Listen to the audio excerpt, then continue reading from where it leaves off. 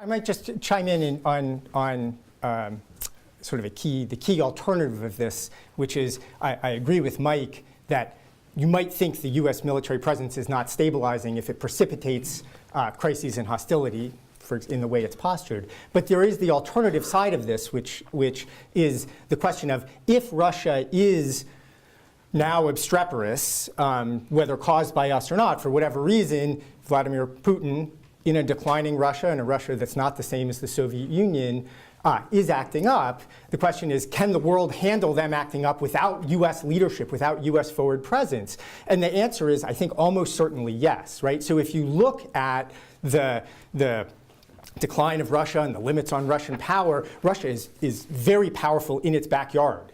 Going and playing the away game that goes to where they are maximizes the difficulty for us. On the other hand, Russia doesn't have much ability to play an away game. And if they do, even without the United States, they're dealing with very wealthy, very technologically sophisticated countries that have strong governments, capable governments of getting things done. Europe, of all the places in the world, is an area that can take care of itself very well in the face of the kind of threat that might be posed by the Russians, right? They don't need the United States to take the burden for them. All right, General Allen, can Europe take care of itself without the United States? No, we shouldn't even attempt to answer that question. The Euro-Atlantic relationship is one that has sustained global stability and economic progress since the end of World War II and the end of the Cold War. When the United States attempts to divorce itself from the whole concept of NATO, that's just an irrational argument.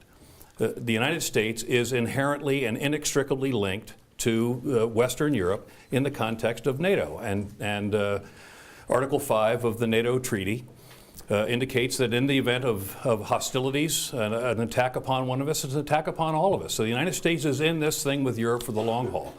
And Russia is a threat. Now, it won't be unambiguous now. Russia is a threat. Russia severed Crimea from the Ukraine, not because of American or NATO membership. Russia initiated the separatist movement in the Donbass in the Ukraine, not because of NATO membership moving towards the Russian border. Russian cyber attacks upon Western European states on a regular basis, virtually every single day, to include some critical infrastructure, and the massive strategic influence campaign that Russia has waged not only upon our European partners, but also upon the United States as well, means that Russia is not a benign state. It is a threat to the United States. Now, to Mike's point, it may not be an existential threat, meaning it threatens our existence, but it has enunciated a campaign of the intent to use nuclear weapons to escalate to de-escalate. And we need to remember that as well. So Russia is a threat. It's a threat to the West.